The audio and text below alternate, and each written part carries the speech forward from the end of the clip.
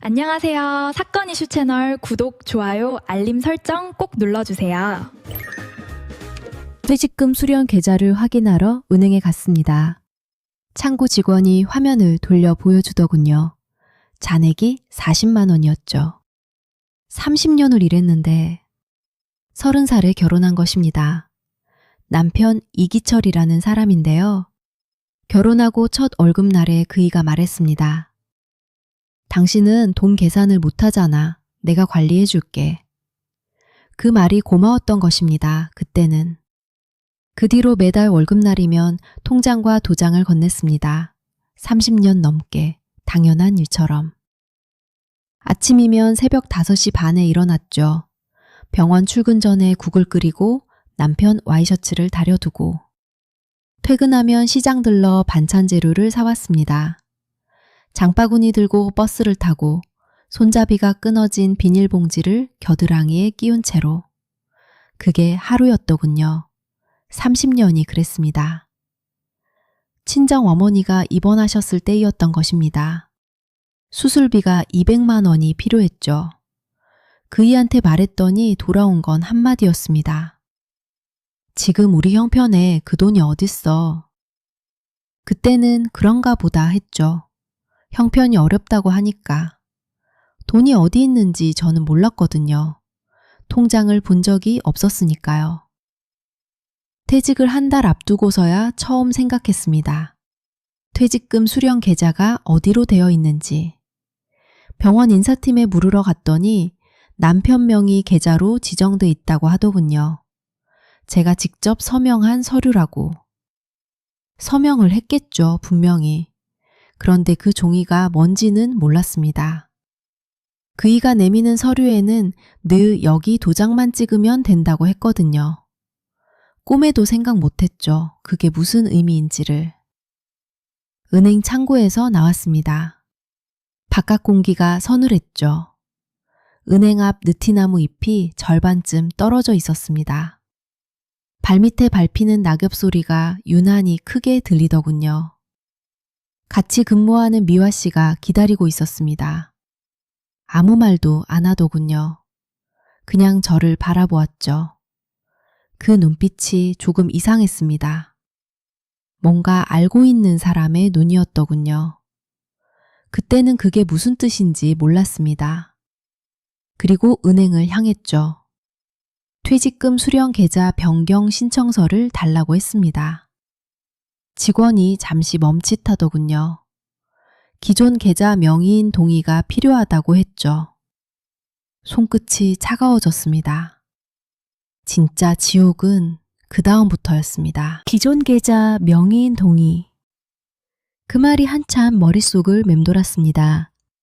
명의인이 저인데, 동의가 필요한 사람도 저인데, 그게 왜 말이 안 되는 것처럼 느껴졌는지 직원이 설명을 덧붙였지만 귀에 잘 들어오지 않더군요. 공동관리 계좌 형태로 연결이 되어 있어서 실질 관리인 동의가 필요하다고 했습니다. 실질 관리인. 그이였죠. 은행을 나오면서 낙엽 한 장이 어깨에 내려앉았습니다.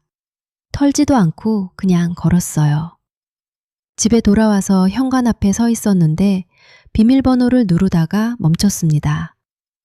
이 번호도 그이가 정했다는 생각이 그때 처음 들더군요. 30년이었답니다. 퇴직 한 달 전 병원 인사팀에서 퇴직 관련 서류를 받았습니다. 퇴직금 수령 계좌란에 이미 계좌번호가 적혀 있었어요. 그이가 관리하는 통장 번호였습니다. 언제 이 번호를 적어 넣었는지 저는 서명한 기억이 없었죠. 인사팀 직원에게 물었더니 수년 전에 제출된 서류라고 하더군요. 그이가 냈을 겁니다. 그 사람이 언제 이 서류를 건드렸을까요? 생각도 못했던 일이었습니다. 밤에 혼자 앉아 은행 거래 내역서를 펼쳤습니다. 미화 씨가 발급받아 보라고 했던 것이었죠. A4 용지 여러 장. 한 줄 한 줄 내려가는데 이상한 게 눈에 들어오기 시작했습니다. 월급이 들어오는 날 이틀 안에 큰 금액이 빠져나가고 있었어요.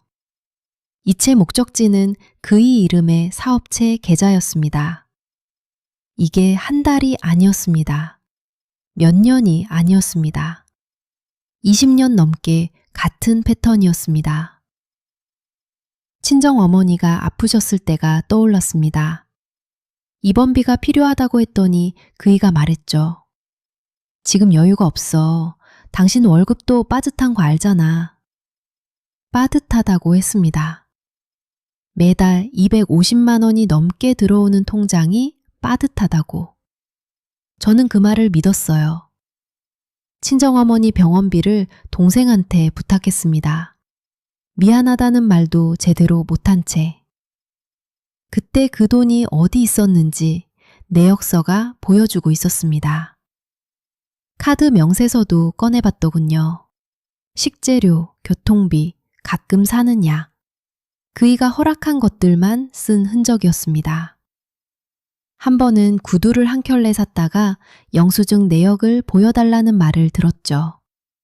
그게 이상한 일인 줄 몰랐더군요. 그냥 그런 사람인 줄 알았어요. 참나. 그냥 그런 사람이라고. 내역서를 다 보고 나서 불을 끄지 않았습니다. 식탁 위 형광등 빛이 하얗게 쏟아지는데 종이를 손에 쥔 채 아무것도 할 수가 없었어요. 밥도 안 먹었죠. 배가 고픈지도 몰랐죠. 창밖에서 바람 소리가 났습니다. 그 소리만 들렸어요. 이대로는 안 돼. 다음날 출근길에 미화 씨를 마주쳤습니다. 제 얼굴을 보더니 아무 말 없이 종이 한 장을 내밀었어요. 거기에 이름 하나, 전화번호 하나가 적혀 있었습니다. 수님 씨, 나 오래전부터 이상하다 싶었어. 이분한테 한번 가봐. 박은주 변호사. 가사 전문이라고 적혀 있었습니다. 미화 씨가 오래전부터 알고 있었던 거였죠. 저만 몰랐던 겁니다. 그 종이를 주머니 깊숙이 넣었습니다. 손에 힘이 안 들어가더라고요. 사흘이 지났습니다. 밥을 하고 출근을 하고 퇴근을 했답니다. 그이는 여전히 늦게 들어왔죠.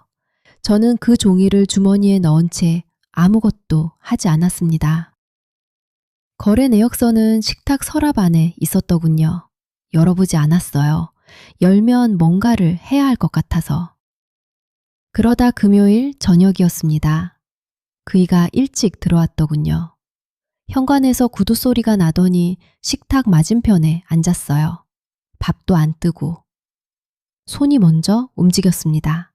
서랍을 열고 거래 내역서를 꺼내 식탁 위에 놓았어요. 말 한마디 없이. 그이가 내려다보더군요. 잠깐이었습니다. 그리고 고개를 들었어요. 이게 뭐야? 물음표가 아니었습니다. 제가 뭔가 잘못한 것처럼 말하는 그 투였죠. 어디로 간 건지 알고 싶어요. 30년치가 여기 없어요. 다 우리 사업에 쓴 거지. 당신도 그 덕에 살았잖아. 순간 입이 안 열렸습니다. 우리 사업. 그 두 글자가 귓속에서 맴돌았어요. 사업체 명의는 처음부터 그의 이름이었답니다. 계좌도 법인 서류도 전부 그이였죠. 나는 그 어디에도 없었던 거였더군요. 퇴직금도 내가 받아서 관리할 거야. 전부 그 문장 하나였습니다. 퇴직금도 내가. 30년을 그렇게 살았으니 이번에도 당연히 그럴 거라는 얼굴이었어요. 코끝이 시렸습니다. 울고 싶어서가 아니었어요. 참나, 이게 지금 당연한 얼굴로 하는 말인가 싶어서. 그 사업에 제 월급이 들어간 거면 저도 지분이 있는 거 아닌가요? 무슨 지분? 당신이 뭘 했다고. 그이가 일어났습니다. 내역서를 식탁 한쪽으로 밀더니 방으로 들어가 버렸어요. 뒤도 안 돌아보고. 저는 그 자리에 앉아 있었습니다. 밀려난 내역서를 다시 앞으로 당겼어요. 손끝이 차가워졌죠. 30년이었답니다. 매달 월급날 통장을 건네면서 한 번도 이상하다 생각하지 않았어요. 내가 돈 계산을 못한다는 말을 그대로 믿었던 거죠. 주머니 안에서 종이가 만져졌습니다. 박은주 변호사, 가사 전문. 오래 들여다봤습니다. 전화번호 11자리를. 그리고 휴대폰을 꺼냈어요. 이대로는 안 됩니다. 이번엔 못 넘깁니다. 전화를 건 것은 밤 10시가 넘어서였습니다. 변호사님은 받았답니다. 첫 마디부터 달랐죠. 선생님, 거래 내역서 가지고 계시면 내일 오전에 오세요. 사무실은 법원 근처 오래된 건물 3층이었답니다. 엘리베이터도 없는 곳. 계단을 오르면서 손에 서류 봉투를 꼭 쥐었답니다. 봉투 귀퉁이가 구겨질 만큼. 변호사님은 서류를 받아들고 한 장씩 넘겼습니다. 말이 없었습니다. 숫자들을 손끝으로 짚으면서 고개만 끄덕였죠. 재산 명시 신청하겠습니다. 그리고 퇴직금 수령 계좌, 오늘 인사팀에 변경 요청하셔야 합니다. 재산 명시, 처음 듣는 말이었던 거죠? 변호사님이 짧게 설명했습니다. 법원이 상대방 재산을 공개하도록 강제하는 절차라고. 병원 인사팀 문을 두드린 건 그로부터 일주일이 지나서였답니다. 팀장님이 서류를 내밀었습니다. 선생님, 본인 계좌로 변경해 드릴게요. 여기 사인 한 번만요. 볼펜을 잡는 손이 생각보다 차분했습니다. 사인을 하고 나서 창밖을 봤죠. 주차장 플라타너스 잎이 바람에 흔들렸답니다. 이틀 뒤였죠. 휴대폰이 울렸어요. 당신 지금 뭐 하는 거야? 인사팀에서 연락이 왔어. 대답하지 않았습니다. 변호사님 번호를 눌렀죠. 그 뒤로 걸려온 전화는 변호사님이 받았답니다. 나는 그 자리에 서서 바라보았답니다. 변호사님이 수화기를 들고 한마디 했습니다. 법적 절차가 진행 중입니다. 이후 연락은 저한테 하세요.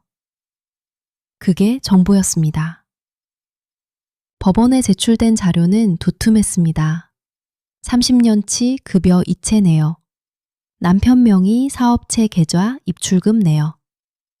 변호사님이 두 자료를 나란히 놓았죠. 숫자가 겹쳤습니다. 매달 이체된 금액과 사업체 운영 자금이 같은 날짜에 움직였던 거였습니다. 그 사람은 법원에서 처음에는 부인했었답니다. 관리해 준 거라고, 가족 생활비로 쓴 거라고. 목소리가 높았죠. 내가 30년을 관리해 줬는데 이게 무슨 짓이야? 변호사님이 서류 한 장을 앞으로 밀었죠. 사업체 개업일과 급여 이체 시작일이 같답니다. 생활비 내역은 어디 있나요? 입이 닫혔었답니다. 그 사람이 처음으로 말을 잃었죠. 손이 테이블 위에서 움직이다가 멈췄습니다. 손목 시계 초침 소리만 들렸어요. 나는 그때 한마디 했었답니다. 목소리가 낮았습니다. 당신 명의 사업체에 내 월급으로 30년이에요. 그게 전부였습니다. 더 할 말이 없었습니다. 할 필요도 없었죠. 퇴직금 입금 문자가 온 건 퇴직일 당일 오후였습니다. 화면에 숫자가 떴어요. 본인 계좌 입금 완료. 손에 쥔 휴대폰이 무겁게 느껴졌습니다. 오래 들여다보았었답니다. 숫자가 맞는지 3번을 다시 보았었답니다. 맞았더군요. 창밖에 늦은 오후 햇빛이 비스듬히 들어왔답니다. 병원 복도 끝에서 누군가 카트를 밀고 지나갔죠. 평범한 오후였더군요. 2달이 지났습니다. 은행 앞 가로수가 잎을 다 떨군 뒤였습니다. 처음으로 혼자 시장에 갔습니다. 두부 한 모, 시금치 한 단, 북어채 한 봉지. 계산대 앞에 서서 지갑을 꺼냈어요. 아무도 영수증을 확인하지 않았습니다. 그 당연한 일이 어색하게 느껴졌죠. 30년을 그랬더군요. 장을 보고 나면 영수증을 반드시 가져왔습니다. 두부값도 팥값도 그이가 묻지 않는 날도 챙겼어요. 안 가져가면 불안했거든요. 그게 이상한 일인 줄을 몰랐습니다. 친정 어머니 병원에 들렀었답니다. 수납 창고에서 번호표를 뽑고 기다렸어요. 차례가 왔습니다. 카드를 내밀었죠. 망설임이 없었죠. 예전엔 전화를 먼저 했었죠. 어머니, 지금 돈이 좀 빠듯해서. 그 말을 몇 번이나 했는지 어머니는 아무 말 없이 알겠다고만 하셨답니다. 그 목소리가 생각났답니다. 집에 돌아와 통장을 꺼냈습니다. 새 통장이었어요. 제 이름 석자가 찍혀 있었습니다. 잔액을 보았더군요. 큰 돈은 아니었더군요. 그래도 괜찮았어요. 돌이켜보면 이상한 일이었습니다. 제가 번 돈인데 제가 쓰는 걸 허락받아야 했으니까요. 그걸 30년 동안 당연하게 여겼습니다. 당연한 게 아니었는데. 혹시 이 이야기를 듣고 계신 분 중에 비슷한 분이 계실 것 같더군요.